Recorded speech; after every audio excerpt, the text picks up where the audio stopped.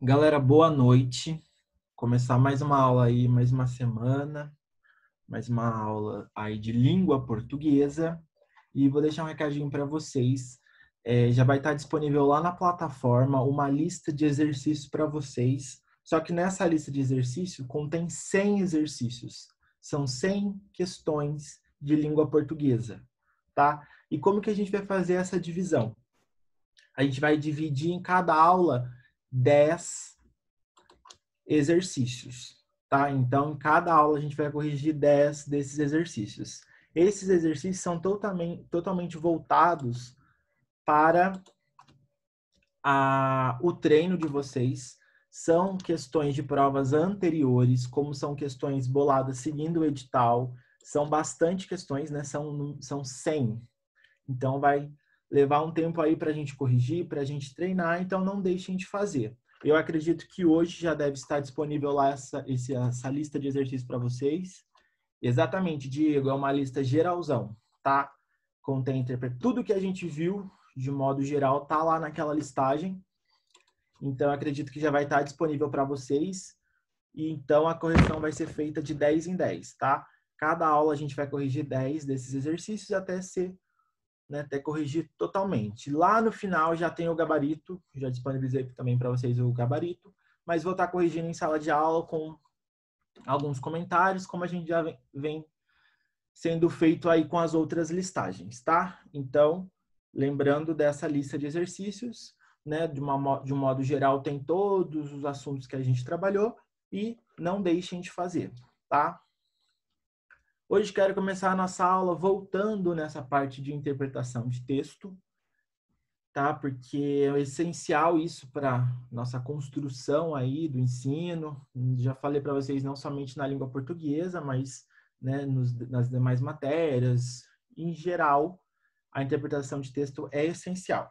E para a gente iniciar, gostaria que vocês observassem essa imagem aí e fizessem algum comentário ou algo a respeito dessa imagem que está aí, ó. É uma imagem que retrata o personagem de Ariano Suassuna, né? Do Auto da Compadecida, João Grilo. Sim. E faz uma referência ao inseto. Uhum. E a figura caricaturizada do sertanejo. Exatamente. Contemporânea à época em que Ariano Suassuna viveu. Exatamente. Tem também essa pegada aí do cordel, né? Uma coisa mais, né, dessa característica aí. Então a gente tem isso, né? Esses traços aí que o Vinícius falou. Alguém tem mais alguma coisa a complementar a respeito dessa imagem aí, dessa gravura, né? E agora olha o próximo aí que eu trouxe para vocês. João Grilo foi um cristão que nasceu antes do dia, criou-se sem formosura, mas tinha sabedoria, e morreu depois da hora pelas artes que fazia. Porém, João Grilo criou-se pequeno, magro e sambudo, as pernas tortas e finas, e a boca grande e beiçudo. No sítio onde morava, dava a notícia de tudo. Então, a gente pode ver que além dessa interpretação aqui, né, disso que o Vinícius comentou a respeito das características, de como que esse texto aqui, né, está disposto, né, um texto tem também é verbal e não verbal, né? Tem a presença aqui do título, né, As Proezas de João Grilo, tem o personagem, tem a característica dessa, né, do nome João Grilo, então tem um inseto aqui, então temos aí uma interpretação a respeito dessa capa, dessa gravura.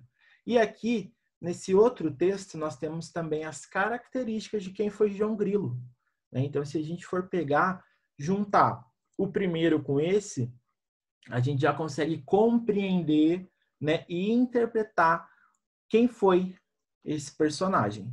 Dentro desse, né, âmbito aí de interpretação, aqui, nessa primeira aqui, vai muito mais além, porque a gente precisa ir além do que está aqui para tentar decifrar, para entender o que é o pressuposto, né? O que foi proposto aqui para a gente ter esse entendimento. E aqui já é diferente, aqui já tem as características. Mas se a gente for utilizar um pouco mais dessa questão dessa memória, desse pensamento, a gente já consegue imaginar e além do que está aí, né, dessas características escritas que a gente lê para a gente conseguir imaginar quem foi esse personagem, tá? Então, temos aí um processo de interpretação lá de uma gravura, né, com um título, com as características desse personagem, aí nós temos um texto que descreve realmente quem foi e o que ele fazia. E essa imagem?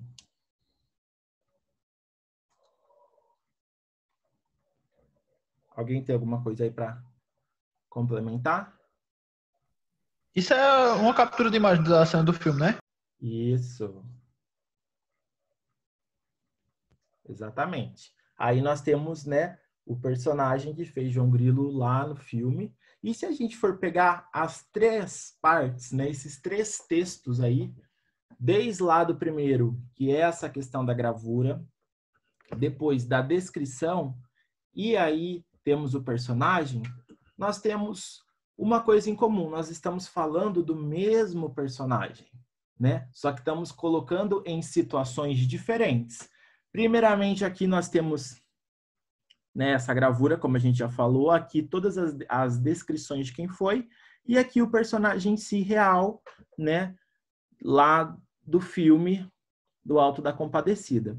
Então, só para a gente tentar entender um pouco desse processo de interpretação, é dessa forma que funciona.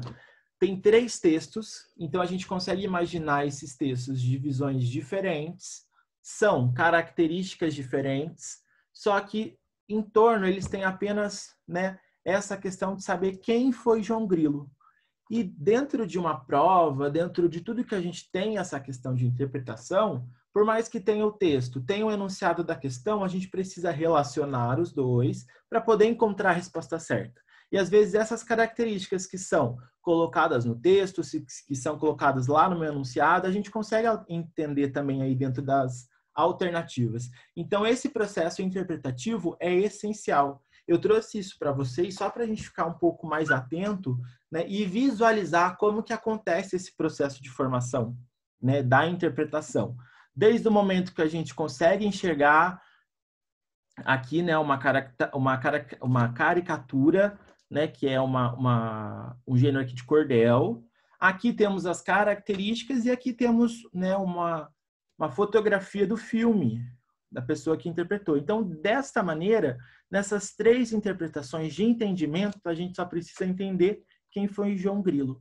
E dentro da questão da interpretação, é apenas isso. Enxergar além, buscar outras informações que complementem a minha ideia aí central. E isso acontece muito lá dentro das questões, do enunciado, do texto. Li o texto, entendi. Se a gente fosse pegar só esse trecho aqui, a gente já consegue entender quem foi o João Grilo. E dentro desse processo imaginário, desse processo de captação, para a gente tentar decifrar quem foi João Grilo, né? Para quem tem algum conhecimento, para quem já viu o filme ou conhece essa literatura aqui de cordel, a gente consegue, né, associar tudo isso que está escrito com essas imagens. Então, isso também vem dentro da questão do conhecimento de mundo, de você interpretar, de você ir atrás e associar tanto o texto aqui principal das características com essa imagem. Então, isso que acontece o processo interpretativo, né? É a interpretação. A compreensão, a gente viu aqui, compreendemos, né, as proezas de João Grilo, mas essa questão do grilo, né, vai muito mais daquilo que do próprio nome aqui do inseto, né? O grilo pula, o grilo, né, tem essa questão de falar, de ter o som, né? E aí dentro desse processo, por isso que é chamado de João Grilo, né? Então temos todas essas características, se a gente for além, para conhecer, para entender, estamos fazendo o processo de interpretação, né? Já falei aí para vocês, né, desse processo. Temos a extrapolação, ocorre quando fazemos associações que estão além dos limites do texto. Tem o texto ali, então eu vou associar isso a uma imagem que eu vi, eu vou associar isso a uma ideia que outra pessoa disse, quando acrescentamos ideias que não estão no texto analisado. Então, acontece esse processo de interpretação, né, como extrapolação. Redução ocorre quando nós restringimos a significação de uma palavra ou passagem do texto. Às vezes a gente pega um texto, tem várias palavras que são diferentes, são palavras que a gente não tem, né, um domínio aí para conhecer, então a gente busca uma significação para entender o sentido do texto. Então, isso está dentro do processo de redução. É o contrário da extrapolação. A redução ela consiste em privilegiarmos um elemento que é o verdadeiro, mas não é suficiente diante do conjunto do texto. Por mais que a gente tente ir atrás dessa significação daquela palavra que vai me dar a abertura para o texto, dentro desse processo de redução, de interpretação, isso não é só suficiente para a gente conseguir entender. Então, vai muito mais além. E aí a gente tem que pegar essa significação, aquilo que o texto está me dando, e tentar encontrar outros conjuntos, outros elementos que complementem essa significação, tá? Então, isso também ocorre aí dentro do processo da interpretação. Temos também Professor, Oi, pode falar, Diego. essa redução, ela seria, entre aspas, assim, semelhante a um resumo? Entre aspas. No sentido do resumo, não seria o nome ideal nesse sentido do resumo. Porque o que é o resumo? O resumo são todas as ideias principais que você enxugou de um texto maior e a partir daquilo você consegue entender, né? Dentro desse processo de redução, a gente vai pegar um elemento que complemente e vai tentar achar outros conjuntos para entender o sentido.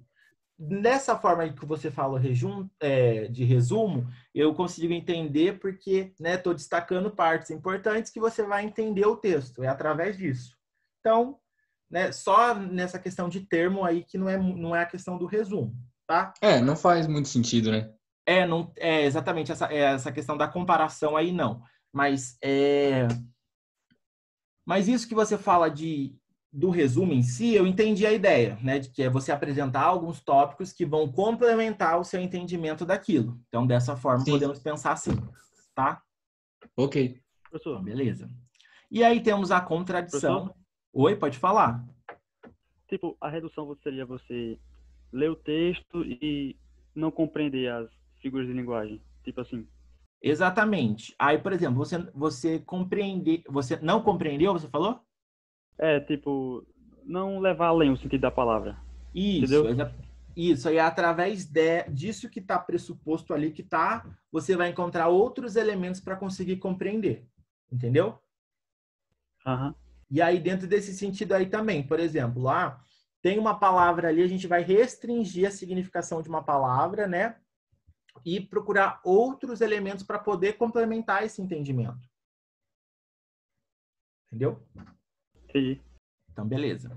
E aí nós temos a contradição, que ocorre quando, por uma leitura desatenta, pela não percepção de algumas relações, pela incompreensão de um raciocínio, pelo esquecimento de uma ideia anterior ou pela perda de uma passagem no desenvolvimento do texto, chega-se a uma conclusão contrária do que o texto propõe. Isso acontece muito dentro desse processo interpretativo. Às vezes a gente lê, relê e não consegue entender ali a ideia central, aquilo que o texto está querendo me dizer. E aí, através disso, por exemplo, está falando lá sobre... tem um texto instrutivo sobre fazer bolo de cenoura.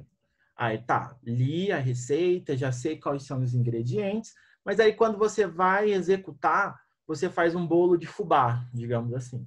Tá? De uma maneira bem ampla nesse sentido. Você entendeu, mas você faz aquilo que está ali, mas você não conseguiu compreender, e aí você tem outra ideia pressuposta, outra ideia contrária daquele texto, daquela ideia central.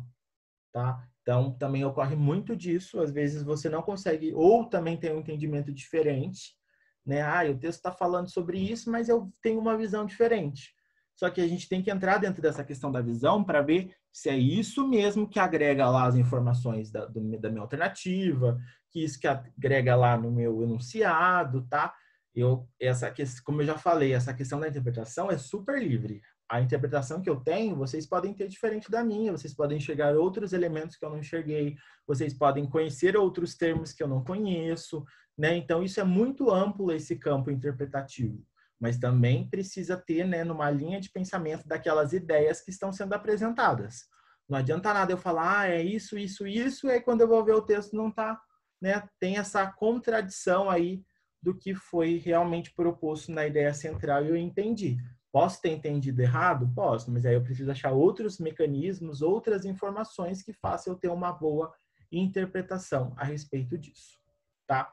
Dentro desse processo interpretativo, então, a gente pode destacar essas três: extrapolação, redução e contradição, né? A gente utiliza muito mais essa questão da extrapolação, né? Quando a gente busca outras ferramentas, outros limites além do texto para poder compreender aquela ideia e também analisar, né? E a contradição também a gente tem que ficar muito atento, porque às vezes a gente entende uma coisa, vai responder, as questões induzem a eu responder errado, e aí você vai ver, não entendeu, né, por fim, nem o texto, nem o enunciado, nem as alternativas, e acaba perdendo uma questão. Então, é bem importante ler, né, destacar as ideias, pensar além daquilo, né, como a gente já vem falando aí dentro desse processo interpretativo.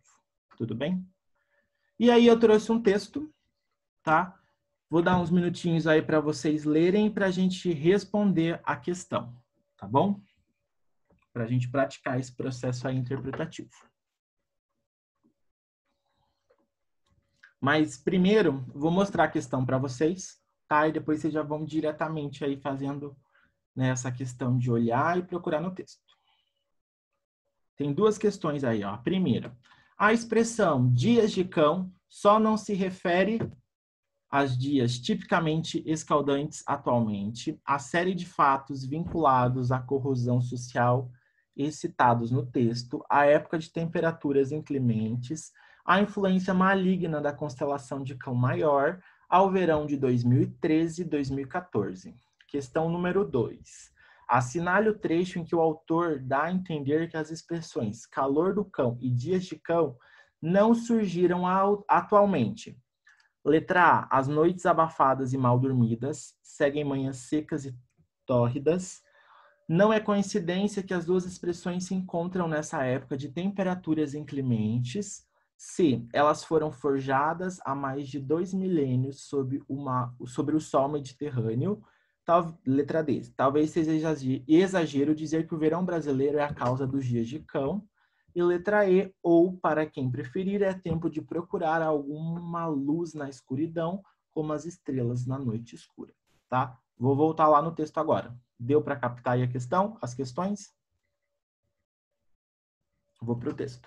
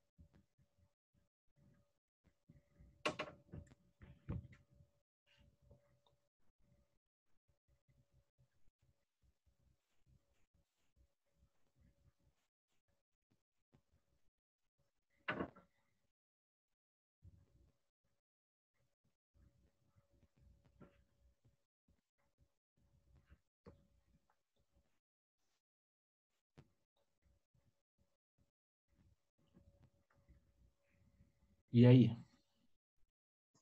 Peraí, professor, só mais um minutinho. Tudo bem.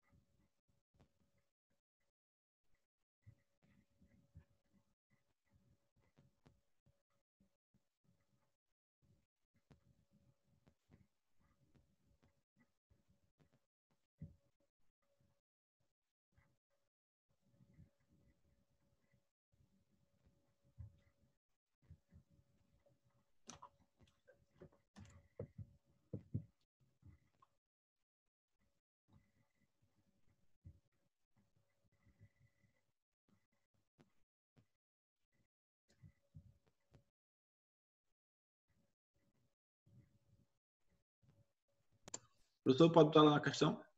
Vou voltar lá.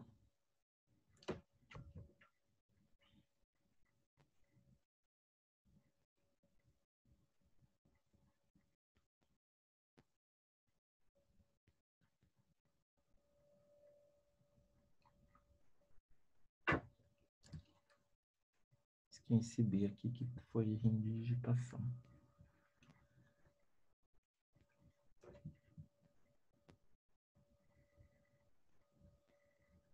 Você pode voltar lá no texto? Claro.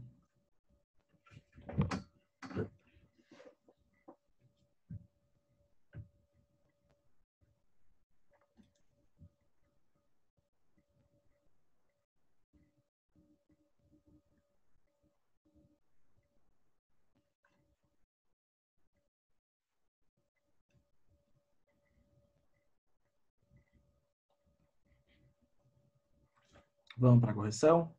Bora. Bora. E aí, ó, expressões dias de cão só não se refere ao quê? A banca me traz aí...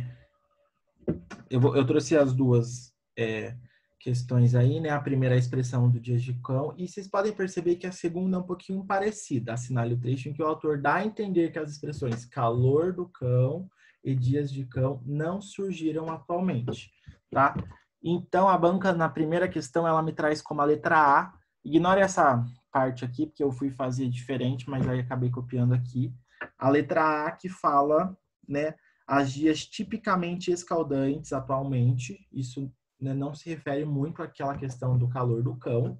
Letra B, fatos vinculados à coesão social são mencionados no texto e logo em seguida tem-se o trecho do texto, né? Os tempos que correm são dias de cão.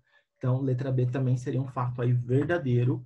C, as temperaturas referidas no texto são de fato as típicas, logo inclementes. Então, tem toda essa relação dos dias de cão, né? De dias difíceis como a alta temperatura.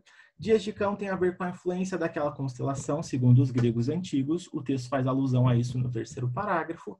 E letra E, e o verão de 2013 e 14, segundo o texto, é marcado pelos recordes de temperatura.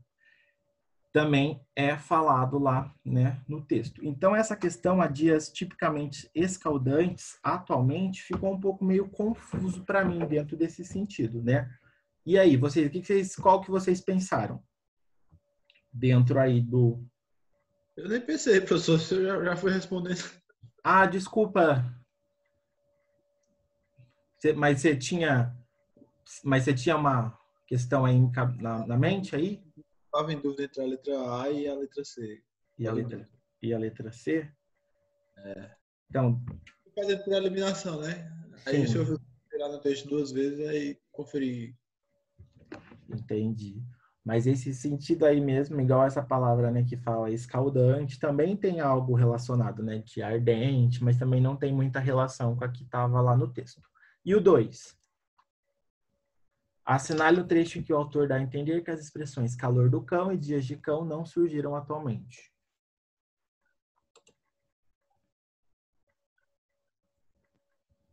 Isso, Diego. Isso mesmo. O Diego falou que se essa questão é da prova de 2014. É sim. Para mim é a letra C. Letra C?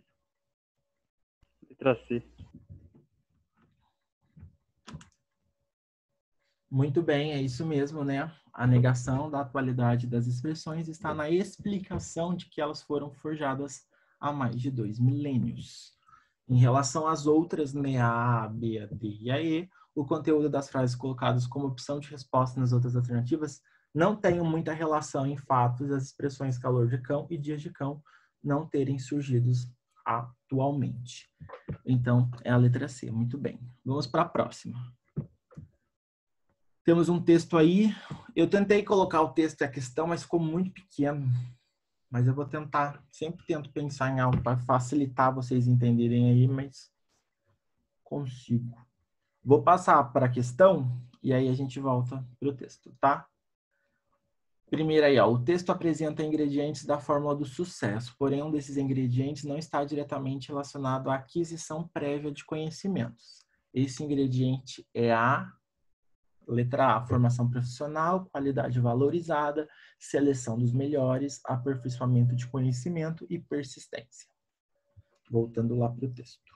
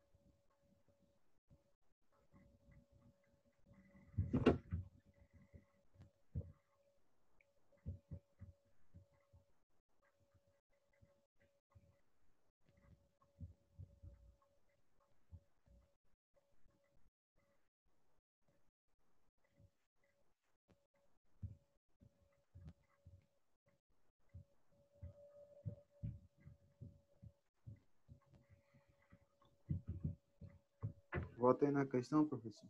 Vou voltar.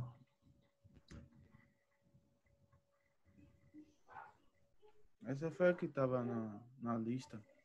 Mas que letra é?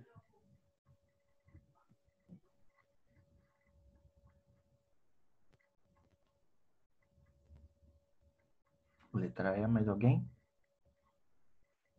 A internet leu o texto, não, você pode voltar lá? Força.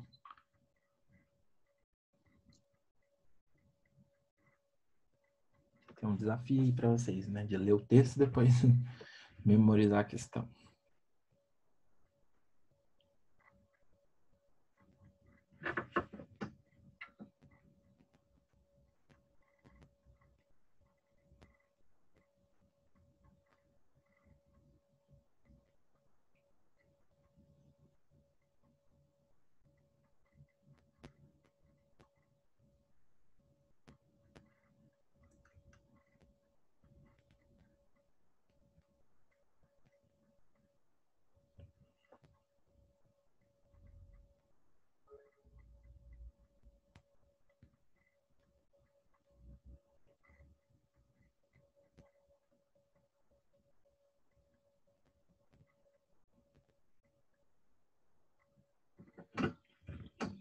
Posso ir para a próxima?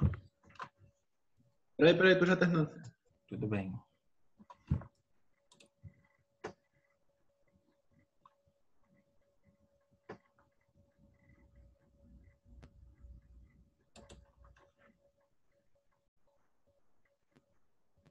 Pode falar na questão agora, professor?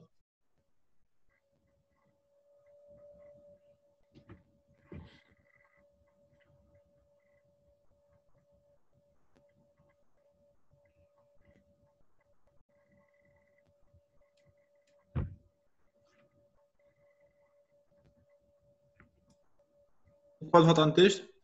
Volto.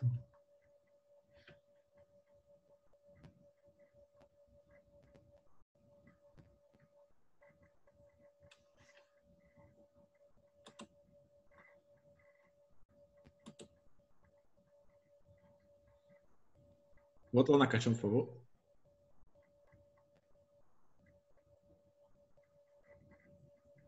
Letra B. D, B de bola. B de bola? Beleza. Vou para a questão número 4 e depois a gente corrige todas, tá? O resgate de momentos históricos no primeiro e segundo parágrafos do texto é utilizado com a finalidade prioritária de: letra A, noticiar as novas descobertas relacionadas ao assunto em questão, ampliar nossos conhecimentos relacionados à construção de navios. Letra C, mostrar que há muito tempo o sucesso tem fórmula. D, apresentar dados estatísticos sobre resultados do passado. E minimizar o papel do profissional frente aos resultados. Então, nos momentos históricos do primeiro e segundo parágrafo. Letra C. De cubo. Mas que letra C também. C. Vou voltar lá só para vocês, visualizarem mais uma vez aí o texto e aí a gente vai para 5.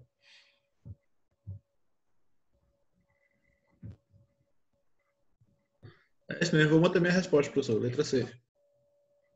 Oi? Vou manter minha resposta, letra C. Beleza. Mais alguém aí? Tem alguma resposta além do Marcos e do Vinícius?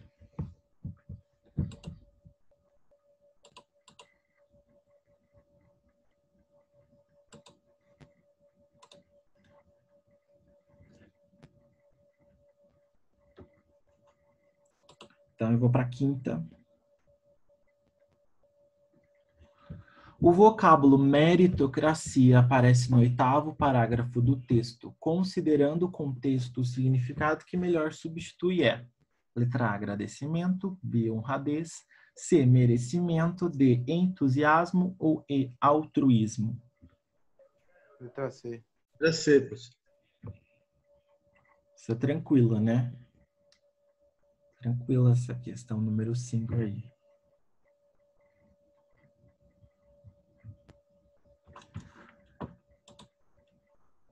Então, galera, eu vou para a correção, tá? São textos, essa questão da interpretação textual é bem tranquila, é aquilo ou não é, né? Aquilo que está lá no texto, aquilo que mais vem referente à informação verdadeira ou aquilo que está falando lá no texto. A número 3 me dá como letra E, persistência, né? Não está diretamente relacionada à aquisição prévia dos conhecimentos. Ao desenvolver uma tarefa, o homem pode ser persistente, independente de ter adquirido ou não o conhecimento sobre ela. E aí temos as outras aí que não seria. Vinícius, você falou a letra B de bola, né? Para que se tenha qualidade valorizada, é preciso dominar determinado assunto e isso só consegue com o conhecimento, né? Que vem dessa qualidade valorizada. Letra A, toda formação profissional exige aquisição prévia de conhecimentos. Letra C, a seleção dos melhores, segundo o texto, é sempre feita para eleger aqueles que demonstram maior conhecimento sobre determinado assunto. E D, o aperfeiçoamento de conhecimento sempre depende dessa aquisição, né, de você ter novos conhecimentos. Então, o que me traz aí como resposta correta a letra E. 4, o resgate dos momentos históricos no primeiro e segundo parágrafo do texto, né, tem a finalidade prioritária de mostrar que há muito tempo o sucesso tem fórmula. Isso mesmo, muito bem. Considerando-se o título do texto, conclui que logo dos primeiros parágrafos o enunciador utiliza exemplos do passado para comprovar sua tese, justificando as alternativas que não respondem às questões. A, o texto não tem caráter noticiador. Para o leitor que desconhece a história da navegação, os dados podem ampliar seus conhecimentos sobre o assunto, porém o que se pede no enunciado da questão é a finalidade prioritária da apresentação desses dados. E essa finalidade está bem clara no título do texto. Não há apresentação de dados estatísticos, né, nos referidos parágrafos. Há comentários de maneira generalizada sobre o sucesso de alguns países em determinadas áreas. E letra E, o enunciador mostra como é importante se ter bons profissionais, valorizando-os. Então, seria a letra C mesmo, né? Mostrando muito que há muito tempo o sucesso tem fórmula. D, a número 5 seria a letra C, perdão aí, né? Merecimento. A gente sabe, né? Por mais que a gente leu o texto, teve esse conhecimento, mas a gente sabe muito o significado dessa palavra meritocracia, que vem dessa questão, né? De merecimento, então é o que mais aparece aí, considerando o contexto, o significado que melhor substitui é o merecimento. Então, se a gente fosse parar para pensar, falar que não, né, tipo assim, a gente tem um significado diferente, que não substitui, a gente podia pensar em outras, mas aí está falando diretamente da questão da meritocracia, e se a gente conseguir pegar a meritocracia e colocar essa questão do merecimento, é aquilo que está lá no contexto do texto. Tranquilo, né, essas questões interpretativas aí, demanda um pouquinho de leitura, demanda um pouquinho do conhecimento do texto, né? Tem alguns vocabulários que são desconhecidos, mas nada muito complicado e nada muito simples, né? Então, todas essas questões que eu passei para vocês hoje aí são questões da prova de 2014, tá? Então, tirei exatamente de como estava na prova para a gente poder estar fazendo aí esse, né, pegar mesmo essas ideias que tá lá na prova de interpretação textual e aplicar aí na prática com as questões. Acharam tranquilo? Acharam bacana? Bem, né? De boa, né? Essa questão. É mais a leitura do texto e depois a gente conseguir entender o enunciado, entender as alternativas para depois buscar a alternativa correta. Acho Dentro que o mais desse complicado é o fato de estar o texto em uma página e a eu vou... questão em outra, que é meio... Fica um pouco mais confuso, né? Mas eu vou tentar relacionar essa questão do texto, né? Vou colocar como imagem as questões do lado para ficar mais fácil para a gente conseguir identificar diretamente aí no texto o que está, né, referindo à questão das alternativas. Beleza? Galera, dentro daquele processo que a gente já está trabalhando, né, das partes morfológicas, todo aquele processo de formação de palavras, todo o processo, né, de derivação, de sufixação que a gente está vendo durante as nossas aulas, para finalizar essa parte, a gente vai finalizar com a pontuação, tá? A gente sabe que a pontuação são esses recursos que a gente utiliza dentro dos nossos textos para a gente conseguir também identificar tanto a linguagem falada na linguagem escrita. Então, eles desempenham a função de demarcadores de unidade e são sinalizadores de limites dentro dessa, né, estrutura sintática dentro do texto. Lá no processo de formação, a gente sabe que a escrita, as palavras, né, vêm de uma formação e quando entra a pontuação, vem para complementar todo aquele sentido do meu texto. A gente precisa identificar qual é a função de cada ponto, né, dentro da minha oração, para depois também ser analisado. Então, todo esse processo aí sintático que finaliza a morfologia que a gente trabalhou, tá? Nós sabemos que o ponto, né, o ponto aí final de uma frase declarativa, gosto de sorvete de goiaba, a festa começou cedo. Então, quando eu quero finalizar aquela frase, aquela declaração, né, que eu coloquei, a gente utiliza o ponto final. Só uma retomada aí de conteúdo, porque a gente já teve uma aula aí de pontuação, só para a gente relembrar esses termos. Também o ponto, separar períodos. Tenho 2 períodos, 2 ações aí dentro da minha oração. Fica mais um tempo, ainda é cedo. Então, se eu quero separar esses períodos aí, eu também utilizo o ponto final. Abreviar palavras, né? Avenida, não, perdão, ponto final não, tá, gente? Esse aqui a gente vai identificar como ponto mesmo, tá? Não vamos confundir o ponto final, porque o ponto final é só quando eu vou fechar a minha ideia dentro daquela oração ou dentro daquele período, que não tem outro complemento, tá? Vou apresentar outra ideia. Então, esse é o ponto normal que eu vou separar os períodos. Também é utilizado esse ponto para abreviar algumas palavras, como avenida, né, Vossa Excelência, página, doutor. Depois vem os 2 pontos. Quando eu vou iniciar uma fala de personagens, o aluno respondeu, né, 2 pontos.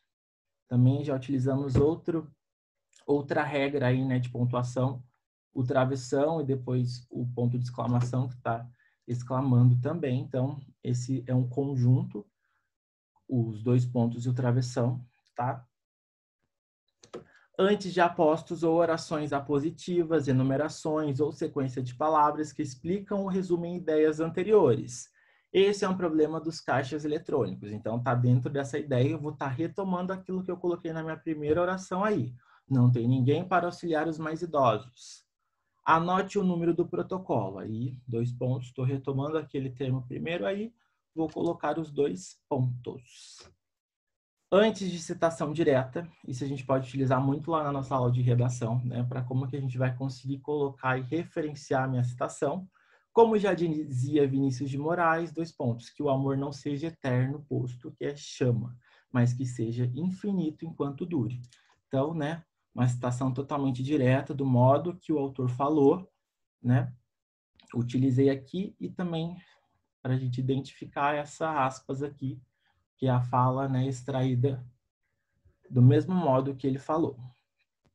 Indicar dúvidas ou hesitação, aí já entra na parte das reticências, sabe, né, dá uma continuidade aí, andei pensando em uma coisa. Outra continuidade, mas não é nada demais, né? Então, quando eu quero expressar uma dúvida ou uma hesitação, a gente consegue fazer nessa parte aí da reticências. A reticências é uma continuidade, né, aquilo que pode ser pensado ou aquilo que vai acontecer. Interromper uma frase incompleta sintaticamente, quem sabe se tentar mais tarde, né? Tá dando também esse ar, né, de tipo, aquilo aconteceu, interrompi e vou dar uma continuidade, tá? Concluir uma frase gramaticalmente incompleta com a intenção de estender a reflexão. Sua tez alva e pura como um foco de algodão tingia-se nas faces de uns longos cor-de-rosa. Então, ó, né, Cecília de José de Alencar. Então, tá concluindo uma frase, mas também, né, tem essa questão aí de estar incompleta aquela ideia, então, né, vou dar uma continuidade. Posso também utilizar para finalizar meu texto, para deixar uma ênfase daquilo que não aconteceu, né, para ter outro pensamento daquilo que eu coloquei dentro da minha oração. Suprir palavras em uma transcrição, quando penso em você, menos a felicidade, né? Então, eu supri aqui, né? Estou me referindo quando penso em você, vou utilizar dentro do parênteses também, que é uma regra, né? Para fechar, menos a felicidade que está se associando a isso. Ponto de exclamação, após o vocativo, quando eu estou chamando, né? Ana, boa tarde. Toda essa questão, né, do vocativo, de chamar, de dar uma ênfase maior, aí eu vou utilizar o ponto de exclamação. Final de frases imperativas, né? Cale-se, cuidado, também a gente utiliza o ponto de exclamação. Interjeição, né? Ufa, que alívio, também precisa dessa pontuação. E após palavras ou frases de caráter emotivo e expressivo. Que pena. Dentro desse processo aí da pontuação, né? Dentro do meu texto, ou dentro para a gente conseguir analisar qual que é a função do minha pontuação dentro do parágrafo ou dentro do meu texto, utiliza muito essa questão expressiva, né? E a gente precisa ler pausadamente, com entonação, tudo isso influencia para a gente conseguir identificar a função aí do meu ponto, seja de exclamação, seja um ponto final, dentro aí do meu texto.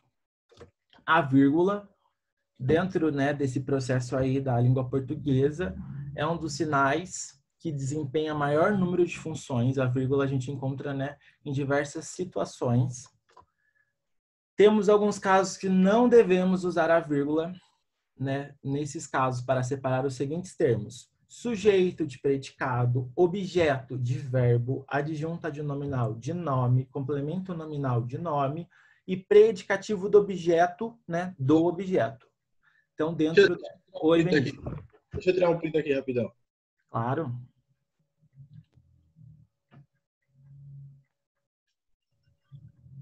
Valeu, professor. Beleza. Depois eu disponibilizo também para vocês lá, quando estiverem estudando.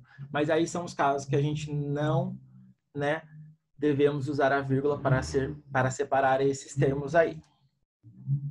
Utilizamos como objetivo de separar o vocativo Ana, né? Vírgula, traga os relatórios. O tempo, meus amigos, é o que nos confortará. Também fiz essa separação aí do vocativo. Utilizada como objetivo de separar apostos, né? Valdirene, minha prima de Natal, ligou para mim ontem. Caio, o aluno do terceiro B, faltou a aula. Então, estou separando aí, né, os apostos, que são ideias que eu já apresentei que eu vou retomar. Também utilizo a vírgula para poder separar. O adjunto adverbial antecipado ou intercalado também se separa com vírgula. Quando chegar do trabalho, vírgula, procurarei por você. Os políticos, vírgula, muitas vezes, vírgula, são mentirosos. Então, estou fazendo essa separação aí do adjunto adverbial. Utilizada como objetivo de separar elementos, né, quando a gente quer enumerar, estamos contratando assistentes, analistas, estagiários. Então, quando eu faço, né, essa ideia de enumeração de vários fatos acontecendo ou de várias coisas que precisam ser separadas, a gente vai utilizar a vírgula. Traga picolé de uva, groselha, morango e coco. Utilizado como objetivo de isolar o nome do lugar, né, na indicação de datas, Goiânia, vírgula, 1º de novembro de 2016. Então, antes aí desse processo de isolar o nome na identificação, a gente utiliza a vírgula. Marcar a omissão de um termo, ela gosta de fazer academia e eu de comer, né? Estamos utilizando também essa parte do aposto, né? Estamos se referenciando aí essa questão do verbo gostar. Ela gosta de fazer academia e eu de comer. Quando a gente tem esse sentido dentro aí da minha oração, eu consigo identificar o verbo gostar, né? Só que não é colocado aqui. Então, quando eu faço essa omissão desse termo, que eu consigo ter um entendimento, eu também vou utilizar a vírgula aqui, tá? Utilizamos a vírgula quando as orações coordenadas possuem sujeitos diferentes.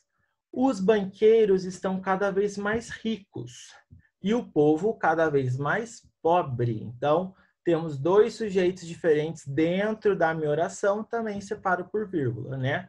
Os banqueiros estão cada vez mais ricos, vírgula, e o povo cada vez mais pobre. Então, também utiliza a vírgula nesse caso. Utilizamos a vírgula quando a conjunção e repete-se como o objetivo de enfatizar alguma ideia ou polissindeto, né? Aqui ficou meio claro, formatei para vocês, mas tá. E eu canto, e eu danço, e bebo, e me jogo nos blocos de carnaval, né? Então, quando tem essa repetição, e eu canto, e eu danço, e bebo, e me jogo, eu também utilizo a vírgula aí, tá?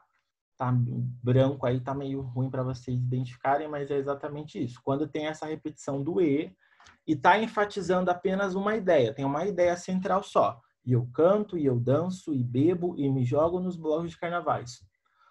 Nos blocos de carnaval, perdão. Então, todas essas ideias apresentadas aí, né, estão enfatizando apenas uma, todas as ações, e aí então eu também utilizo a vírgula. Para separar as orações subordinadas adjetivas explicativas, meu filho, de quem só guardo boas lembranças, deixou-nos em fevereiro de 2000, tá? Então, a gente já sabe que são as orações subordinadas adjetivas explicativas, a gente também utiliza a vírgula aí. Para separar as orações coordenadas sindéticas e assindéticas, né, com exceção das orações iniciadas pela conjunção e. Cheguei em casa, tomei banho, fiz um sanduíche e fui direto ao supermercado. Tá vendo as ações? Né? Estudei muito, mas não consegui ser aprovada. Então, também faço essa separação aí dentro dessas orações coordenadas sindéticas e assindéticas. E aí nós temos as aspas também, que isola palavras ou expressões que fogem à norma culta, como gírias, estrangeirismos, palavrões, neologismos, arcaísmos e expressões populares. A aula do professor foi maneira, né? O maneira aí também a gente utiliza a aspas. A gente já também falou em aula em relação ao estrangeirismo, né? Algumas palavras, se a gente for pegar muito dentro dessa questão, né, do âmbito da gramática, do correto de se escrever, algumas palavras como internet, online, precisa ter essa aspas, por não serem, né, do nosso vocábulo aí dentro da língua portuguesa, mas também já vimos, né, que dentro daquele processo lá de derivação, algumas palavras, né, têm aí uma portuguesada, né, já se transformaram em palavras da nossa linguagem. Temos aí também, ó, ia viajar, viajei 34 vezes às pressas, bufando com todo o sangue na face. Desfiz e refiz a mala. O prazer de viajar é essa de Queiroz. Toda vez que eu quero fazer uma referência direta, né, eu vou utilizar as aspas aí, né, o prazer de viajar é essa de Queiroz. Estou pegando totalmente esse fragmento, né, tirado lá do texto, coloquei aí, então também eu utilizo as aspas. Professor, mas quando eu tenho uma citação indireta, eu preciso usar aspas? Não. A citação indireta é a sua ideia que você tem sobre aquilo que você leu e você vai colocar com as suas palavras. Então, se você está fazendo um texto ou está, né, colocando essas ideias indiretamente, você está colocando com as suas palavras, não precisa utilizar as aspas. As aspas a gente só utiliza quando pega uma ideia de alguém que já existe, tá? Então, a gente precisa só tomar um pouquinho de cuidado nessa questão da identificação das aspas. A crase também, né, todo mundo pensa que é um pouquinho mais complexo da gente conseguir entender essa pontuação, mas é tranquilo. Ela é marcada pelo esse acento grave, né, do lado contrário, e muitas vezes ela é vista como a vilã, né? Às vezes a gente fica meio confuso se tem crase, se não tem crase, se é utilizado crase, mas a coitada é tão simples. Dentro dessa questão da crase, a gente sabe que é a contração do a mais o a, né? O artigo definido a com a preposição a. Então, quando esses dois, né, quando essas duas vogais se encontram, a gente sabe que a gente utiliza a crase, né?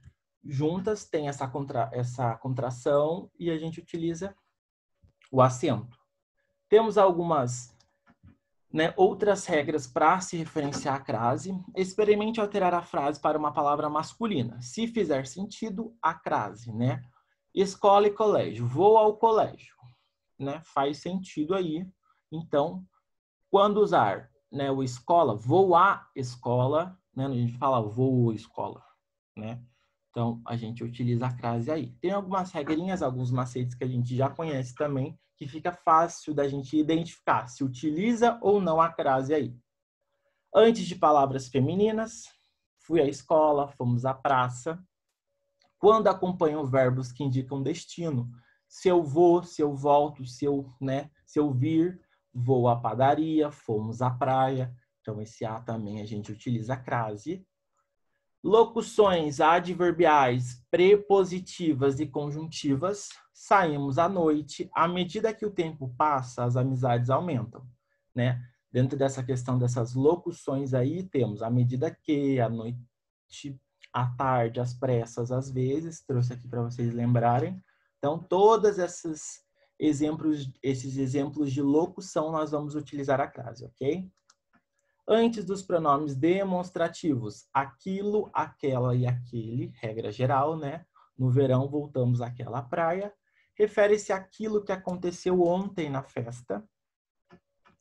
Antes das locuções, a moda de, quando ela estiver subentendida. A gente já falou também desses dois termos que a gente não utiliza muito, mas a gente consegue identificar, né? Veste a roupas, a moda de Luiz aí 15. São esses dois termos que a gente utiliza a crase, mas a gente encontra muito pouco, né, em questão, algo desse tipo, mas são essas duas citações aí, né, essas duas situações que fala de a moda de, quando não está expressa, a gente vai utilizar a crase, tá? Indicação de hora também. Utiliza-se a crase antes do numeral cardinal, que indica as horas exatas. Termino meu trabalho às 5 horas da tarde. Saio da escola às 12h30. Aqui a gente utiliza, né, por mais que seja a hora quebrada, mas é um número, né, não está por extenso. Então, também, antes de hora, dessa forma, a gente também utiliza a crase aí, tá? E aí, por outro lado, quando acompanhadas de preposição, para, desde, após, perante e com, não vai utilizar a crase. Ficamos na reunião desde as 12, né? Desde aí as 12 horas, né? Que seria o meio-dia no caso. Chegamos após as 18. O congresso está marcado para as 15. Então, quando tiver essa preposição dentro aí da minha frase, eu não vou utilizar a crase, tá? Só utilizo em numerais cardinais ou o número está extenso em horas exatas.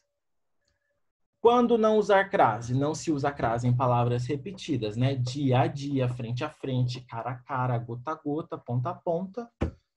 Não utiliza a crase aí, né? Como temos aí no exemplo. Ficamos cara a cara na festa de final de ano. Dia a dia nos conhecemos melhor e experimente dar o soro gota a gota. Então, quando tem essas repetições de ideias aí, de palavras dentro, não utilizo a crase. Antes de palavras masculinas, Jorge tem um carro a álcool. Samuel comprou um Jeep a diesel. Também não utiliza, tá? Então, se está referindo a algo masculino, não. Antes de pronome oblíquos, pessoais do caso reto, né, e do caso oblíquo, falamos a ela sobre o ocorrido, ofereceram a mim as entradas para o cinema, tá? Quais são os pronomes, né? São eu, tu, ele, nós, vós, eles, e os pronomes do caso oblíquo, me, mim, comigo, contigo, tá? Então, antes desses, tanto do reto como do oblíquo, a gente não utiliza, tá? Pronomes demonstrativos, isso, esse, este, esta e essa. Era isso que nos referíamos. Quando aderir a esse plano, a internet ficará mais barata. E aí temos alguns casos, né, dentro das orações que o uso da crase é facultativo. Você pode utilizar como você, né, não pode. Não tem uma regra perante a isso. Depois da preposição até, né, posso colocar fui até a praça ou fui até a praça. Nesses dois casos estão corretos a utilização da crase. Antes de nomes próprios femininos, né, entrega a Ana, por favor, ou entrega a Ana, por favor. Também podemos utilizar dessas duas formas. Pronomes possessivos, mandou presente de Natal à sua família ou mandou presente de Natal à sua família, né? Temos esses dois modos aí que também é facultativo o uso da crase. E lembre-se que não usa crase antes do maior parte dos pronomes, né? Então temos uma lista lá que também já vimos na aula de pontuação que eu trouxe para vocês, que temos alguns pronomes que a gente não utiliza a crase, mas dentro dessa questão dos pronomes possessivos é facultativa aí o uso, tá bom? Trouxe essa dica também, né, para a gente conseguir entender um pouco sobre a crase. Vou a, volta da, crase a, né? Vou a, volto de, crase para quê? É um macetinho que a gente consegue reconhecer se a gente utiliza a crase, né? Vou a, volto da, crase a, vou a, volto de, crase para quê? Vamos ver isso dentro de uma oração. Vou à Europa, volto da Europa. Então, a gente utiliza a crase. Foi a Roma, voltou de Roma. Então, não utiliza a crase. Então, dá para a gente associar bastante essa questão. Vou a, volto da, crase a.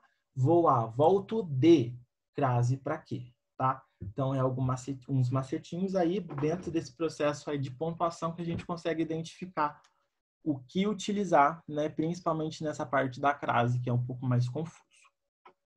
Beleza? A crase deve ser empregada apenas diante de palavras femininas. Lembre-se de utilizar a crase em expressões que indiquem hora. Antes de locuções e adverbiais femininas que expressam a ideia de tempo, lugar e modo, também utiliza. A crase, na maioria das vezes, não ocorre antes da palavra masculina, né? Exceto naqueles dois exemplos que eu dei para vocês, né? Quando tem a moda de, que está subjuntivo, né? Que não está explícito ali. Existem situações em que o emprego do acento indicador de crase é opcional, lá nos casos facultativos, que se você colocar o não, tá correto, né? Não tá errado. Então, tem alguns casos que a gente pode utilizar disso. Galera, de modo geral, essa parte de morfologia e de pontuação dentro da minha palavra, dentro daquilo que relaciona dentro da minha oração, finalizado. Alguém ficou com alguma dúvida em relação a isso? Tudo tranquilo? Então, beleza.